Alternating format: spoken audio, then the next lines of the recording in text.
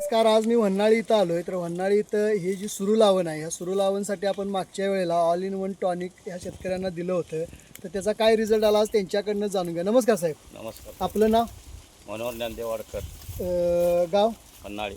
तर आज आपल्या हातामध्ये जो ऊस आहे कुठल्या जातीचा आहे? 80-032. जरा होतं ना. परत ह्याला तुम्ही आळवणी फवारणी ऑल इन वनची कशी केली? आळवणी एक वेळ केली होती आणि एक वेळ लागवडीतनं केली होती. हां, त्याच्यानंतर फवारणी 2 घेतल्या होत्या. 2 फवारणी.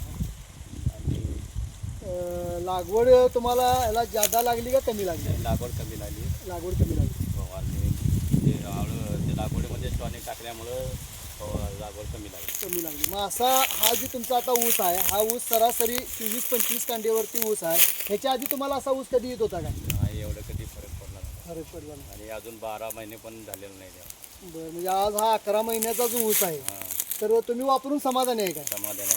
पुढच्या शेतकऱ्याला काय सांगाल याबद्दल? त्या ठिकाणी त्यांनी ऑल इन वन वापरावं आणि त्याचा रिझल्ट बघून बघावा हेच त्याला सांगू. तर तुम्ही ऑल इन वन यांनी वापरून जी काय आपल्याला मुलाखत दिली त्याबद्दल मी यांचा पूर्णपणे आभारी आहे.